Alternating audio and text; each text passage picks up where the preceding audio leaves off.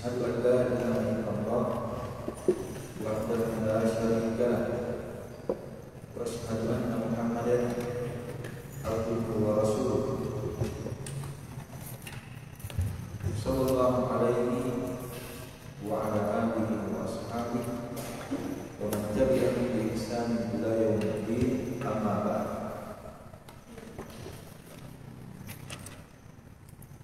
Insyaallah ta'ala di kesempatan yang mulia ini kita akan melanjutkan pelajaran kita tentang bagaimana besarnya keutamaan ilmu dan ahlul ilmu dan orang-orang yang berilmu, bagaimana tingginya kedudukan ilmu dan orang-orang yang berilmu yang kita ambil, kita baca dari kitab Miftahul Daris Sa'adah wa Mansyuru Wilayati Ahlil Ilmi wal Iradah lil Imam Ibnu Qayyim rahimahullahu ta'ala.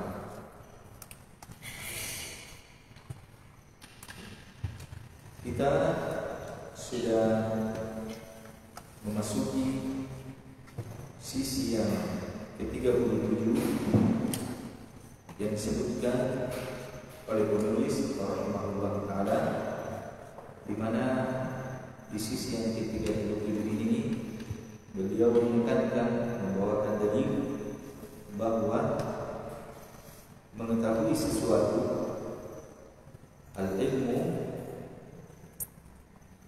di mana sebelumnya kita tidak mengetahuinya, maka itu adalah nikmat yang sangat besar. Dan beliau di sini membawakan bagaimana Allah Subhanahu wa taala memberikan nikmat ini kepada para nabi dan rasulnya. Beliau bawakan tentang Nabi Sulaiman, beliau bawakan tentang Nabi Daud, Nabi Musa, Nabi Isa alaihi salatu wassalam. Sekarang tentang orang-orang yang beriman yang diutus kepadanya Nabi kita Muhammad sallallahu alaihi wasallam. Beliau berkata, wa qala ta'ala, laqad manna Allahu 'alal mu'minina id ba'atha fihim rasulan min anfusihim yatlu 'alaihim ayatihi wa yuzakkihim wa yu'allimuhumul kitaba wal hikmah wa in kanu min qablu lafi dhalalin mubin. Dalam surah Al-Imran ayat 164. Lihat, laqad manna Allahu 'alal mu'minin. Sungguh Allah Subhanahu wa taala telah memberikan nikmat atas orang-orang yang beriman. Apa nikmatnya? Itba'atsa fihi rasulan min anfusihim. Ketika Allah Subhanahu wa taala mengutus pada mereka seorang rasul dari diri-diri mereka, yatlu alaihi ayatihi, di mana Rasul membacakan atas mereka kepada orang-orang mukmin ayatihi, ayat-ayat Allah Subhanahu wa taala, wa yuzakkihim, dan dia mensucikan mereka, wa yu'allimuhumul kitaba wal hikmah, dan dia mengajarkan, dia mengajarkan Alkitab dan Al-Hikmah. Bisa berulang disebutkan oleh ahli tafsir ketika digandengkan Alkitab dengan Al-Hikmah. Al-Hikmah kebanyakannya tafsirkan dengan As-Sunnah. Dia mengajarkan kepada orang-orang mukmin Alkitab, yakni Al-Quran, wal Hikmah. Wa in kanu min qabl la fi dhalalin mubin. Walaupun mereka mereka yakni orang-orang mukmin sebelum Rasulullah SAW mengajarkan kepada mereka Alkitab dan hikmah, lafi dhalalim mubin. Sungguh mereka berada di dalam kesesatan yang nyata. Jadi sebelum diajarkannya ilmu kepada mereka, mereka berada di atas kebodohan. Mereka berada di atas kesesatan yang nyata. Dan di sini Allah Subhanahu wa taala menyebutkan hal ini. Nikmatnya mengajarkan Alkitab wal hikmah disebutkan sebagai minnah. Laqad manna Allah. Ini nikmat. Keutamaan yang sangat besar. Punya ilmu, diberi ilmu oleh Allah Subhanahu wa taala di mana sebelumnya dia tidak punya ilmu. Disebut sebagai minnah. Nikmat. Dan ini kenikmatan yang sangat besar. Kenikmatan yang sangat agung. Kenikmatan yang sangat mulia. Yang tidak dirasakan sebagai sebuah nikmat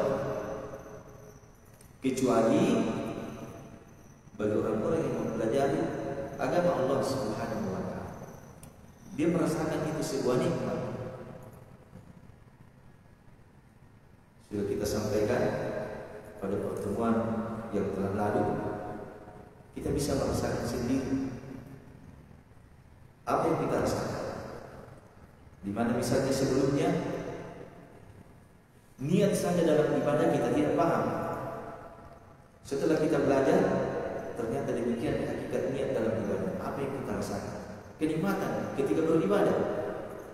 Karena ibadah kita dibangun di atas ilmu. Sebelumnya kita tidak mengetahui yang mana tauhid, yang mana kesyirikan. Setelah kita ketahui, itu terasa kenikmatan. Alhamdulillah, Allah berikan kenikmatan yang sangat besar kepada kita. Allah selamatkan kita dari kebinasaan. Terasa kenikmatan tersebut. Allah Subhanahu wa taala sebutkan, laqad manna Allah. Sungguh Allah Subhanahu wa taala telah memberikan nikmat yang sangat besar kepada orang-orang mukmin.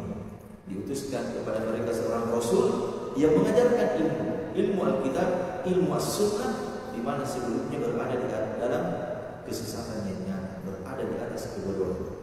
Wa qala ta'ala, huwa alladhi ba'atha fil ummiyina rasulan minhum yatlu 'alaihim ayatihi wa yuzakkihim wa yu'allimuhumul kitaba wal hikmah wa in kanu min qablu lafi dhalalin mubin wa akharina minhum lamma yalhaqu bihim wa huwal azizul hakim. Dzalika fadlullahi yu'tihi man yasha' wallahu dzul fadlil azim. Dalam surah Al-Jumu'ah ayat kedua sampai ayat yang keempat. Huwallazi, dialah Allah Subhanahu wa taala, ba'atsa fil ummiyina rasulan, yang telah mengutus pada al-ummiyin, yang golongan bangsa Arab ketika itu. Al-ummiyin selain ahlul kitab. Rasulan, seorang rasul. Rasulan minhum, seorang rasul dari mereka. Yatlu 'alaihim ayatihi, dia membacakan kepada mereka ayat-ayat Allah Subhanahu wa taala. Wa yuzakkihim, dan dia sucikan mereka. Wa yu'allimuhumul kitaba wal hikmah, dan dia mengajarkan Alkitab dan Al-Hikmah. Wa in kanu min qablu lafi dhalalin mubin, walaupun mereka sebelumnya berada dalam kesesatan yang nyata. Wa akharina minhum, dan yang lain selain dari mereka,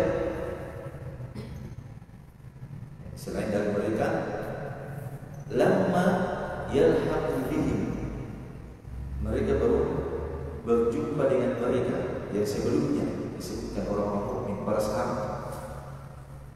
Di sini nanti disebutkan dua penafsiran. Berjumpa, yalhaqu. Ada dua penafsiran di kalangan ulama disebutkan oleh penulis rahimahullah ta'ala. Wa akharina minhum, selain dari mereka, lamma yalhaqu bihim, mereka baru berjumpa. Wa huwal azizul hakim, dan dia Allah Subhanahu wa taala Maha Al-Aziz, Maha Al-Hakim.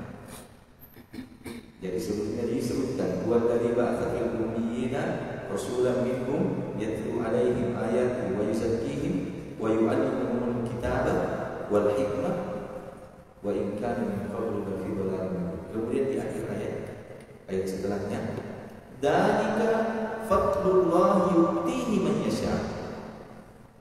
Itulah keutamaan Allah Subhanahu wa taala. Sebutkan fadlullah yu'tihi man yasha, yang Allah berikan kepada siapa yang dikehendakinya.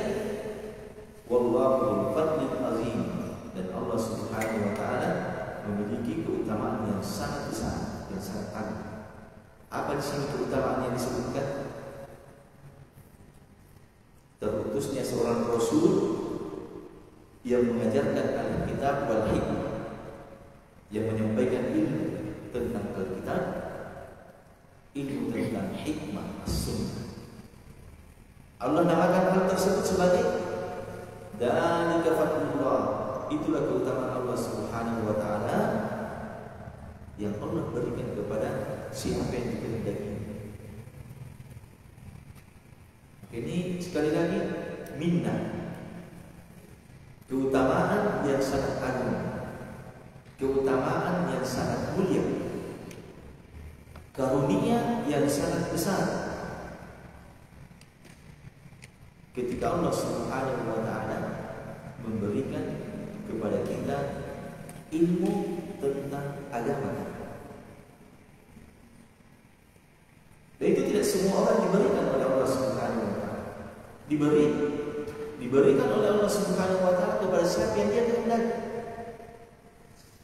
Dzalika fadlullahi yu'tihi man yasha.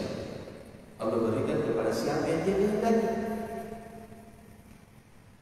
Wallahu dzul fadlil azim. Kemudian di sini beliau menyebutkan penafsiran tadi, wa akharina minhum lamma yalhaqu bihim wa huwal azizul hakim, yakni wa ba'atha fi akhirina minhum lamma yalhaqu bihim. Maksudnya kata penulis, Allah mengutus pada akharina minhum, yang lain dari mereka, di mana mereka belum saling berjumpa. Nah, di sini disebutkan apa makna ayat. Wa qad ikhtalafa fi hadzal lihaq al-manfi, faqila huwa al-lihaq fi zaman ay yata'akhkharu zamanuhum anhum, wa qila huwa al-lihaq fi al-fadli was-sabr. Jadi lamma yalhaqu bihim, mereka belum bertemu, berjumpa. Ada dua penafsiran. Perjumpaan di sini yang dinafikan, yang pertama dia mengatakan al-lihaq fi zaman, waktunya memang belum bertemu, zaman yang berbeda. Jadi mereka tidak saling berjumpa karena zamannya berbeda. Kemudian penafsiran yang kedua, al-lihaq fil fadli was sabr, mereka tidak berjumpa pada keutamaan. Ada yang lebih mulia, lebih tinggi kedudukannya, ada yang lebih rendah sedikit kedudukannya. Tetapi wa ala taqdirain, dibangun di atas dua penafsiran ini, kata penulis, faqtanna alaihi subhanahu bi an allamahu ba'dal jahal. Walaupun dua penafsiran ini kedua-duanya boleh, tetapi intinya kata penulis, Allah Subhanahu wa taala memberikan nikmat atas mereka bi an allamahu ba'dal jahal. Allah berikan ilmu kepada mereka sesudah mereka bodoh. Artinya sebelumnya mereka berada di dalam kebodohan. Kemudian Allah berikan ilmu kepada mereka. Wa hadahum ba'da dhalalah. Allah berikan petunjuk kepada mereka setelah mereka berada di atas kesesatan. Wa ya laha min minnatin azimatin fatatin minan wajaddat ayyuddarul ibadu laha ala zaman. Maka ya laha min wahai ini adalah nikmat yang sangat agung, nikmat yang sangat tinggi. Maka seharusnya seorang hamba ayub darul ibad laha ala zaman. Artinya harusnya seorang hamba menilainya dengan harga yang sangat tinggi,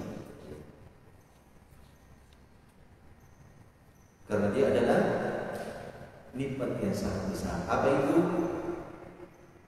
Al-ilmu ba'dal jahal. Allah memberikan ilmu di mana setelah mereka sebelumnya berada di atas kebodohan. Allah memberi hidayah di mana sebelumnya mereka berada di atas kesesatan.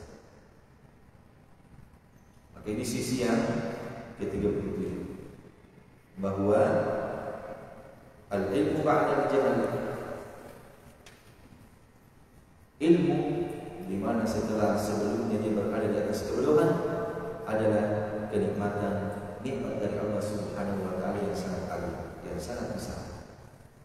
Dan sekali lagi kita ingatkan bahwa perkara yang seperti ini itu tidak dirasakan sebagai sebuah nikmat, sebagai sebuah karunia yang sangat besar, kecuali bagi orang-orang yang mempelajari agama Allah Subhanahu wa taala dengan baik.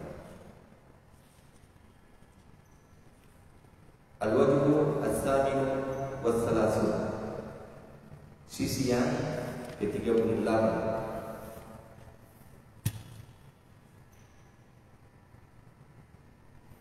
Di sini, pada sisi ini, beliau akan menekankan bahwa surah yang pertama turun dalam Al-Quran itu menunjukkan tentang besarnya keutamaan ilmu. Beliau berkata, anna awwala suratin anzalahu Allah fi kitabihi suratul qalam. Sesungguhnya surah yang pertama yang Allah Subhanahu wa taala turunkan di dalam kitabnya, dia adalah suratul qalam.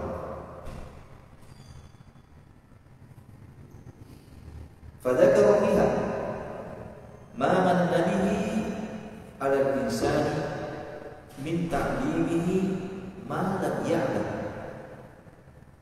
Maka Allah Subhanahu wa taala menyebutkan fiha, pada surah tersebut, ma manna bihi 'ala al-insani, apa yang Allah Subhanahu wa taala berikan nikmat kepada manusia. Apa nikmatnya?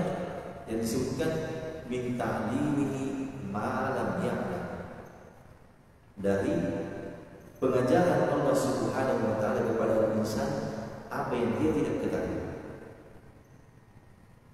Lihat nikmat yang disebutkan, nikmat tentang ilmu. Fadzakara fiha fadlahu bi ta'limi. Allah sebutkan pada surat tersebut keutamaannya dengan mengajarkan ilmu wa tafdilihi insan bima 'allama, dan keutamaan yang Allah Subhanahu wa taala berikan kepada al-insan bima 'allama, dengan apa yang Allah ajarkan kepada mereka, kepada insan. Wa dzalika yadullu ala syarfit ta'lim wal ilm. Maka ini menunjukkan atas mulianya pengajaran dan ilmu. Faqala ta'ala, Allah Subhanahu wa taala menyebutkan dalam surah Al-Qalam ayat 1 sampai 5. Iqra bismi rabbikal ladzi khalaq. Khalaqal insana min 'alaq. Iqra wa rabbukal akram. Alladzi 'allama bil qalam. 'Allamal insana ma lam ya'lam. Iqra, bacalah dengan nama Rabbmu yang telah menciptakan seluruh makhluk. Khalaqal insana min 'alaq. Dia menciptakan al-insan, manusia, min 'alaq, dari al-'alaq, segumpal darah. Iqra wa rabbukal akram. Bacalah dan Rabbmu yang al-akram, yang disebutkan nanti oleh penulis apa makna al-akram. Kasratul khair, yang sangat banyak kebaikannya. Alladzi 'allama bil qalam. Dia Allah Subhanahu wa taala telah mengajarkan bil qalam, dengan al-qalam, dengan pena. Kemudian 'allamal insana ma lam ya'lam. Dia Allah mengajarkan al-insan, manusia, ya, ma lam ya'lam, apa yang dia tidak ketahui. Kata penulis rahimahullah, faftataha as-surah bil amri bil qira'ati an-nashi'ati 'anil ilm. Allah memulai surah ini dengan perintah bil qira'ah, perintah untuk membaca, an-nashi'ah 'anil ilmi. An-nashi'ah yang datang, yang muncul, yang bersumber dari ilmu. Wa dzakara khalaqahu khususan wa umuman. Allah menyebutkan ciptaannya secara khusus dan secara umum.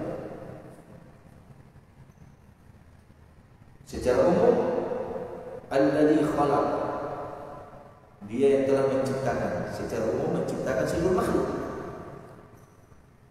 Kemudian secara khusus, khalaqal insana min 'alaq, disebutkan penciptaan manusia secara khusus. Dia menciptakan manusia dari segumpal darah. Wa khassal insana min bainil makhluqati lima awda'ahu min ajaibihi wa ayatihi ad-dallati ala rububiyyatihi wa qudratihi wa ilmihi wa hikmatihi wa kamali rahmatihi wa annahu la ilaha ghairuh wa la rabba siwa. Dan Allah khususkan manusia, disebutkan di antara makhluk-makhluk 5 tujuannya. Apa yang Allah Subhanahu wa ta'ala persiapkan untuk, janjikan untuk al-insan dari keajaiban Allah Subhanahu wa ta'ala. Ayat-ayatnya yang menunjukkan atas rububiyah Allah Subhanahu wa ta'ala dan kudrahnya,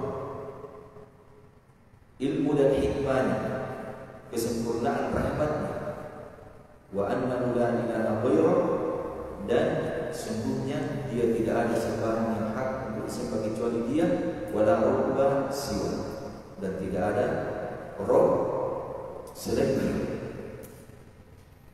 Jadi manusia disebutkan secara khusus setelah disebutkan ciptaan secara umum. Wa dzakara minha, sehingga berat pembahasan paham?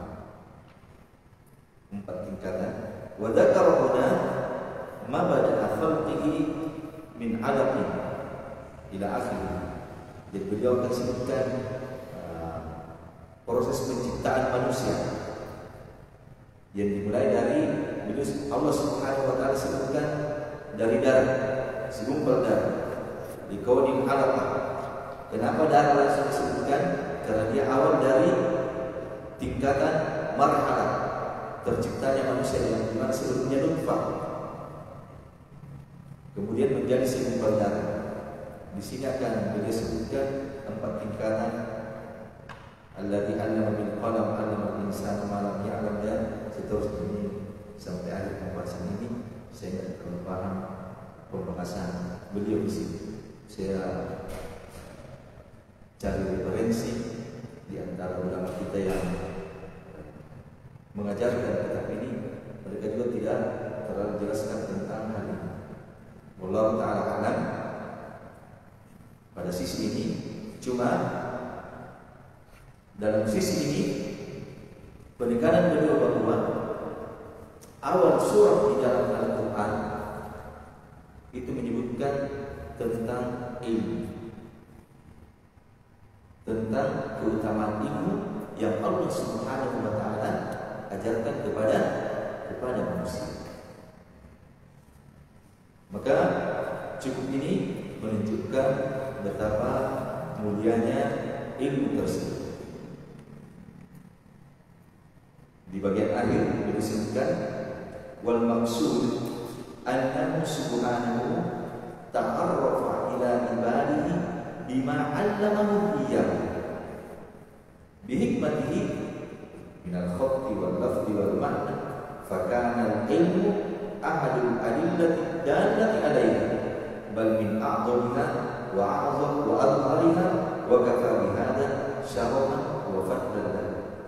Maksud dari pemaparan beliau tadi, kata beliau, pemaparan yang saya paham ini kesimpulannya bahwa maksudnya Allah Subhanahu wa taala memperkenalkan dirinya kepada hambanya dengan apa? Bima 'allamahu iya, dengan apa yang Allah ajarkan kepada hambanya.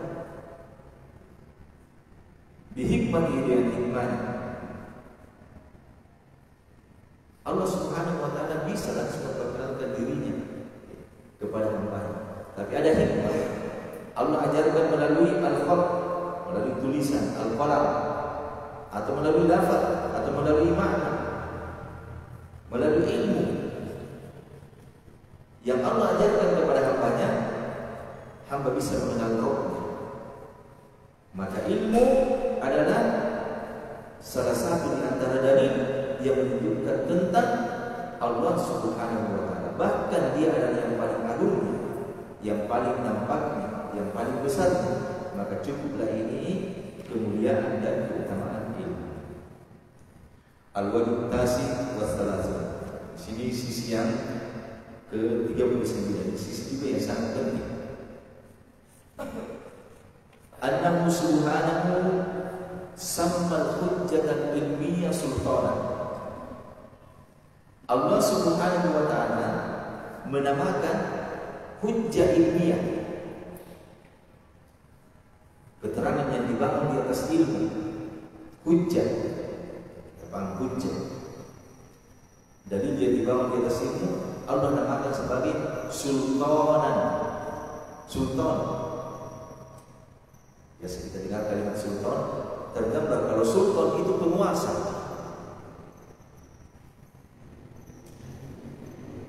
Ini gambar sultan itu penguasa.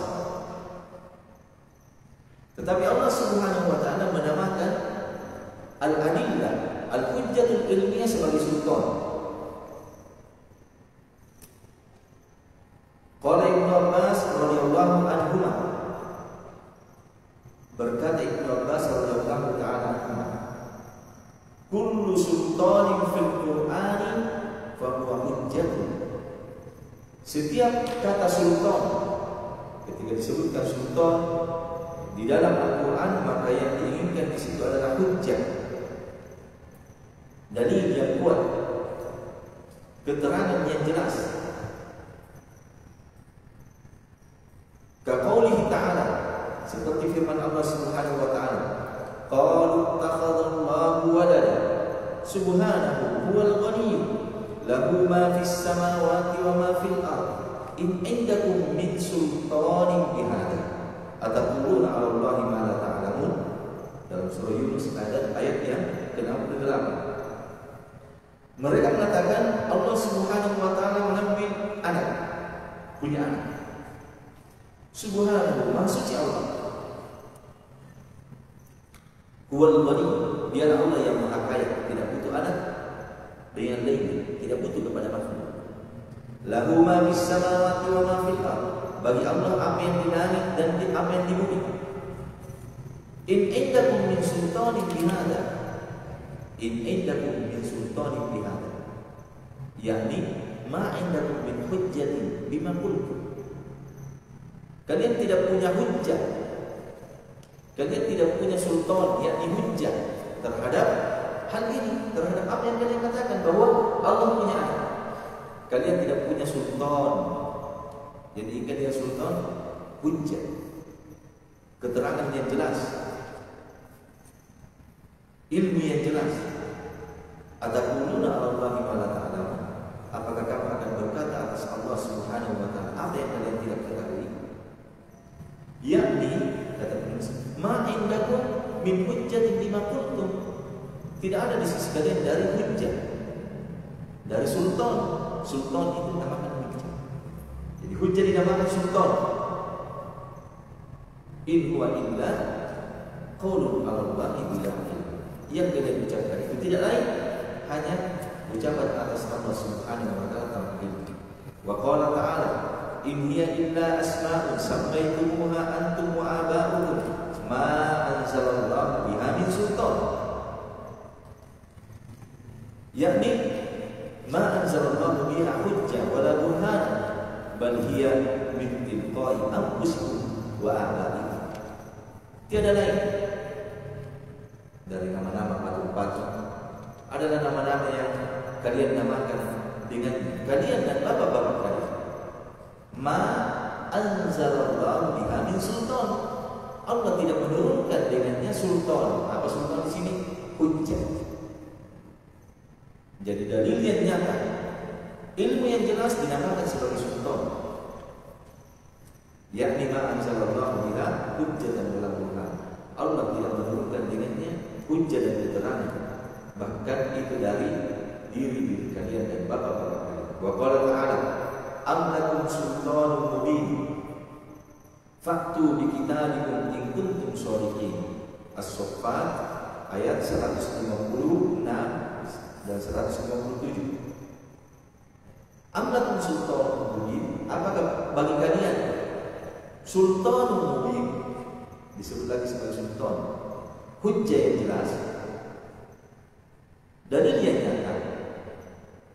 Faktu biha, datangkan dalil tersebut jika kalian benar pada pengakuan kalian.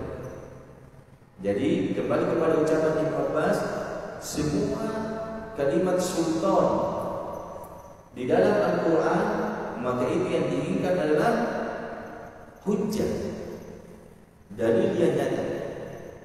Itu namanya kaidah. Kita harus ingat. Jadi ketika berlalu membaca Al-Quran ada kalimat sultan, berarti sultan di sini adalah hujjah. Dan kata penulis illa maudi'an wahidan ukhtulifa fi, kecuali satu ayat. Dan itu diperselisihkan di kalangan ulama kita. Apakah dia hujjah atau kekuasaan? Kembali ke asalnya, sultan kekuasaan. Kecuali di satu tempat. Wa huwa qauluhu, dan dia adalah firman Allah Subhanahu wa ta'ala, ma aghna anni maliya halaka anni sultaniya. Dalam surah Al-Haqqah ayat 28-29. Ini ucapan orang-orang kafir di hari kiamat, dilemparkan ke dalam neraka. Ma aghna anni maliya, tidak bermanfaat lagi untuk kami harta-harta kami. penyesalannya. Orang-orang kafir di hari kemudian yang di kehidupan dunianya hanya mengumpulkan harta keduniaan. Ternyata di hari kiamat itu yang menjadi penyesalan. Ma'abna anni maliyah, tidak memberikan manfaat untuk sedikit pun harta. Halaka anni sultaniya, telah hancur binasa dariku sultaniya. Di sini sultaniya, sultan berselisih ulama. Faqila al-muradu bihi al-qudratu wal mulk. Ada yang mengatakan di sini adalah kemampuan dan kekuasaan kerajaan. Telah hancur kekuasaanku, tidak bermanfaat lagi kekuasaan. Tetapi aidahaba anni mali wa mulki, artinya ma'abna anni mali halaka anni sultani, artinya telah hilang, pergi dariku harta dan kekuasaan. Fala mala li wala sultan, saya tidak punya lagi harta, tidak punya lagi kekuasaan. Wa qila, dan ada yang mengatakan huwa ala babi, dia tetap seperti apa yang diucapkan Ibnu Abbas, bahwa di sini ada sultan adalah hujjah, artinya in qata'at hujjati wa batalat fala hujjata li, terputus hujjahku, batal hujjahku, tidak ada lagi dalil, tidak ada lagi hujjah untuk. Tapi kalau penafsir yang kedua kembali ke asalnya, bahwa setiap kalimat sultan di dalam Al-Quran yang diinginkan adalah hujjah, dalil. Hujjah dalil dinamakan sebagai sultan, padahal sultan itu kekuasaan kerajaan. Ada keterangan yang menunjukkan tentang hal ini. Wal maksud anna Allah subhanahu sama ilman hujjah sultan. Yang diinginkan di sini bahwasanya Allah Subhanahu wa taala menamakan ilmu hujjah itu sultan, li'annaha tujibu tasallatu sahibuha wa iqtidaruhu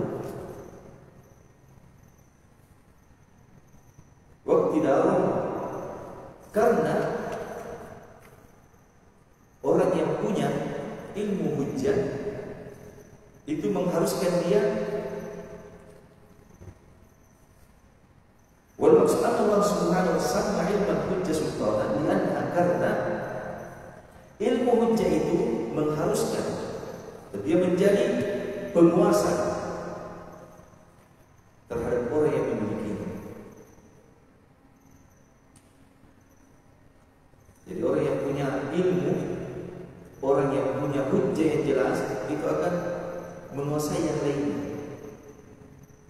Falahu biha sultanun alal jahilin, maka baginya orang yang punya ilmu hujjah memiliki penguasaan alal jahilin terhadap orang-orang yang bodoh.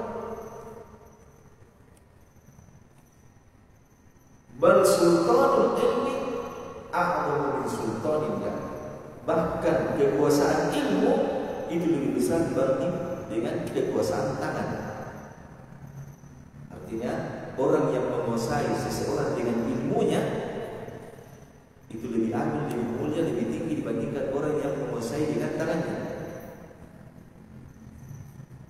Gambarannya begini, kasih contoh misalnya, ada seorang anak yang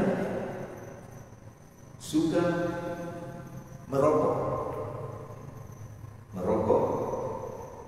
Yang kuat di kalangan ulama-ulama kita bahwa rokok itu haram. Seorang anak suka merokok, ayahnya paham hukum merokok itu haram, maka berbeda keadaannya ketika dia paksa anaknya berhenti merokok dengan kekuasaannya sebagai orang tua. Karena dia sebagai orang tua, dia paksa anaknya untuk berhenti merokok. Akhirnya anaknya tidak merokok.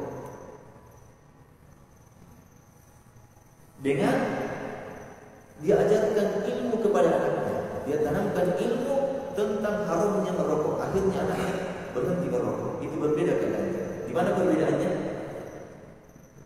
Ketika dia berhentikan anaknya merokok dengan kekuatannya sebagai orang tua, ketika dia meninggal atau ketika mereka tidak ada, kemungkinan anaknya akan kembali merokok. Tetapi ketika dia kuasai anaknya berhenti merokok dengan ilmu, dia meninggal atau dia tidak ada, anaknya tetap tidak akan merokok karena dia berhenti karena dikuasai dengan ilmu. Itu gambaran. Makanya beliau mengatakan, bal sultanul ilm a'dhamu min sultanil ilm. Ini yang kadang tidak dipahami oleh sebagian manusia. Walihada yanqadu an-nasu lil hujjah ma la yanqaduna lil yad. Karena itulah kadang manusia bisa yanqad, menguasai, mengatur orang lain dengan hujjah, dengan ilmu, apa yang tidak bisa diatur dengan tangan. Orang punya kekuatan dan tidak bisa mengatur, tetapi orang yang punya ilmu bisa mengatur. Banyak terjadi hal seperti itu. Fa innal hujjah, ini lebih ke dalam lagi kita sebut. Fa innal hujjah tanqadu lahal qulub. Karena hujjah itu menjadikan hati ini tunduk.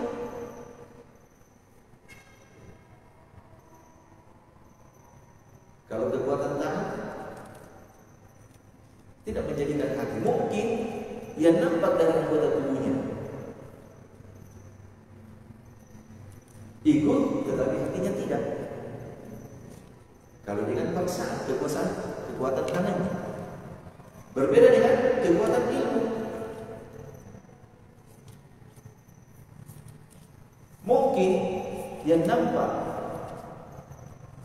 dia tidak tunduk, tetapi hatinya tunduk ketika dikuasai dengan ilmu. Wa ammal yad fa inna ma yanqadu lahal badan. Adapun tangan yang dia bisa atur, yang dia bisa tundukkan hanya badan, anggota tubuh. Fal hujjah tuksirul qalb wa tuqawwidu.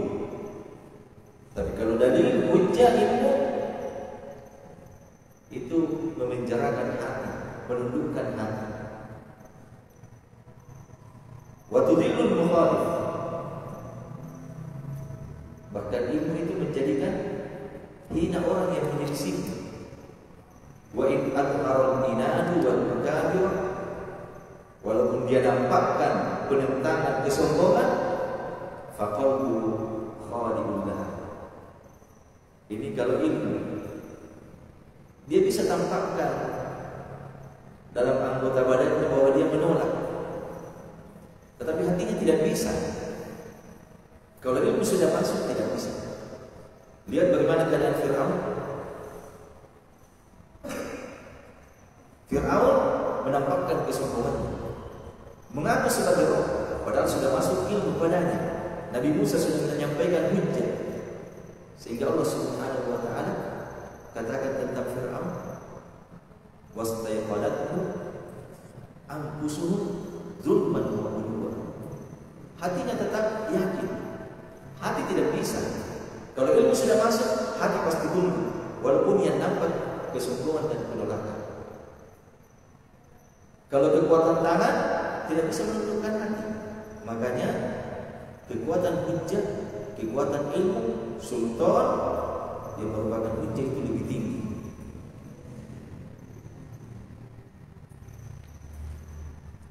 Dan hal yang seperti ini disebutkan, wa in adhara al-inanu wal makabir fa qalbu khalidun laha dalilun maghfur tahta sultaniha. Walaupun dia nampakkan kesombongan, tetapi hatinya tetap tunduk, pasti tunduk kepada itu. Dalilun, hatinya tetap rendah. Maghfur, hatinya tetap dikuasai. Tahta sultaniha, di bawah kekuasaan hujjah. Kalau sultan hujjah ma'ahu ilmun yusasu bihi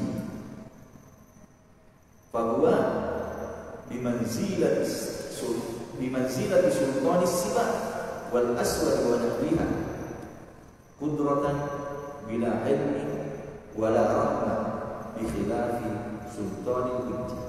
Bahkan lihat tadi kekurangannya kalau kekuasaan hanya sekedar kekuasaan tangan, bal sultan hujjah, bahkan kekuasaan tangan al-jah, kedudukan, illam yakun ma'ahu ilmu, kalau tidak bersamanya ilmu. Jadi kalau ada penguasa tidak berilmu, maka dia yusasubi, dia memerintah. Dia tetap memerintah, tetapi bahwa bimanzilati sultanis sibah wal aswad, tetapi sama kedudukannya kekuasaan binatang buas di hutan rimba. Qudrah bila ilmi wala rahmah, punya kekuatan tapi tidak punya ilmu, tidak punya rahmat, tidak punya kasih sayang. Itu penguasa-penguasa yang tidak mempunyai ilmu. Sama keadaannya kata beliau, sibah, binatang buas di hutan rimba juga ada penguasanya, tapi berkuasa tidak punya rahmat dan kasih sayang karena tidak punya ilmu. Bi khilafi sultanil hujjah, berbeda dengan sultan al-hujjah, kekuasaan ilmu. Fa innahu qudratun bi ilmi wa rahmatun wa hikmah, maka dia adalah kekuasaan dengan ilmu dan rahmat dan penuh hikmah. Wa man lam yakul lahu iqtidarun fi ilmihi fahuwa imma li dha'fi hujjatihi wa sultanihi wa imma bi qahri sultanil yadi was sayfi lahu wa illa fal hujjatu nasiratun nafsuha zahiratun 'ala al-batini qahiratun lahu. Maka barang siapa yang tidak memiliki kekuasaan pada ilmunya, maka dia imma lidhaf fi hujjatihi wa sultanihi, mungkin karena kelemahan hujjahnya dan keterangannya, atau wa imma bi qahri sultanihi wa sayfihi, atau mungkin dia dipaksa oleh penguasa yang punya kekuasaan tangan dan pedang. Akan tetapi kata beliau, fal hujjatu nasiratun nafsuha, hujjah itu menolong dirinya sendiri. Dia akan senantiasa nampak di atas kewajiban, dia akan senantiasa menguasai kewajiban. Jadi di sini kesimpulannya dari sisi ini, beliau ingin menekankan bahwa sultan dalam Al-Quran yang merupakan hujjah itu kekuasaannya lebih besar dibandingkan kekuasaan dengan tangan. Menguasai manusia dengan ilmu itu lebih besar manfaatnya dibandingkan menguasai manusia dengan kekuatan. Makanya Ibnu Abbas radhiyallahu taala ketika orang-orang Khawarij ingin memberontak kepada Khalifah Ali bin Abi Thalib radhiyallahu taala, Ibnu Abbas mendatangi mereka sendirian. Ibnu Abbas tidak membawa pasukan, tetapi Ibnu Abbas membawa sultan yang merupakan ilmu hujjah. Ibnu Abbas radhiyallahu taala mendebat mereka dengan ilmu.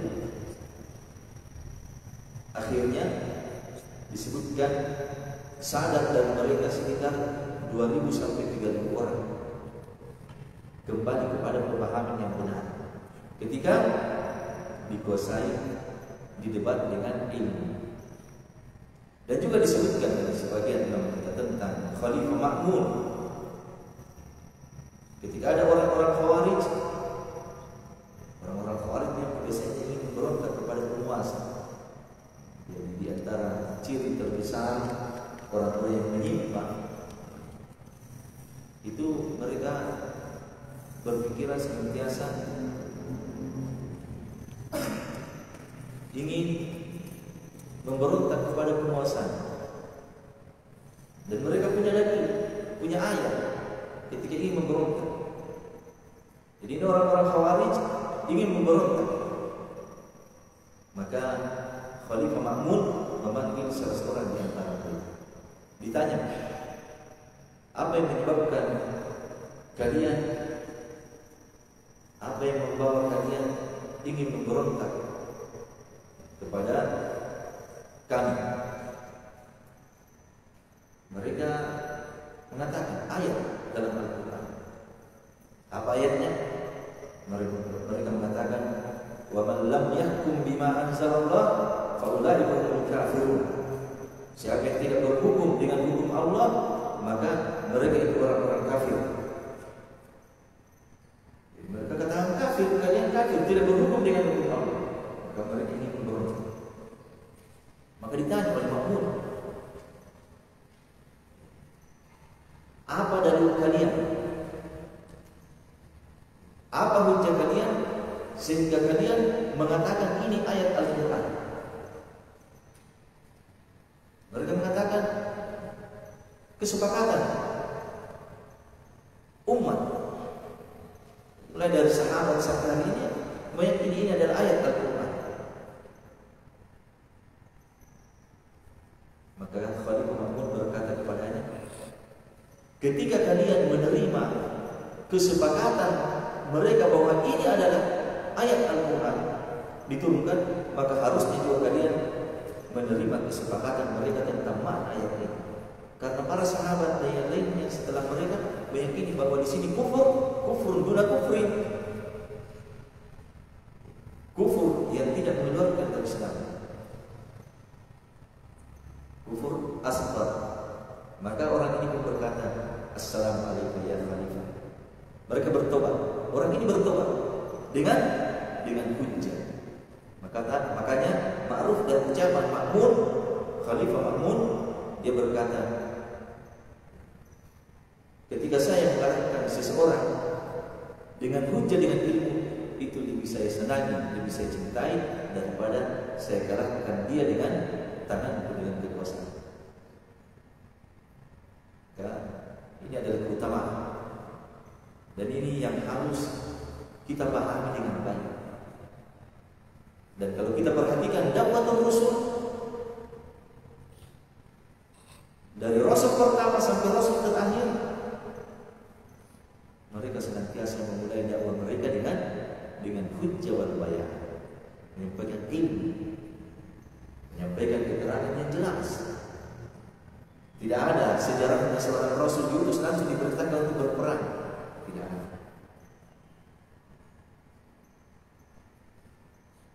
Selalu menyampaikan ilmu, tanamkan ilmu. Bahkan Ali bin Abi Thalib radhiyallahu ta'ala anhu ketika Rasulullah sallallahu alaihi wasallam mengutus beliau ke perang Khaybar, Nabi berpesan kepada Ali radhiyallahu ta'ala, jalan secara perlahan. Kemudian ketika sudah sampai di dekat tempat tinggal mereka, seru mereka kepada Islam. Disuruh panggil masuk ke dalam Islam, tidak langsung diperangi. Ini orang kafir. Selalu disuruh sampaikan ini.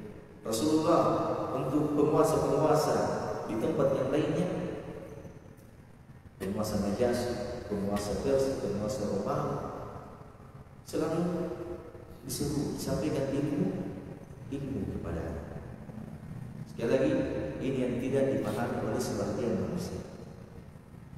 Hanya bisa dipahami oleh orang-orang yang mempelajari agama Allah Subhanahu wa ta'ala dengan baik. Karena itulah ulama-ulama kita senantiasa menekankan bahwa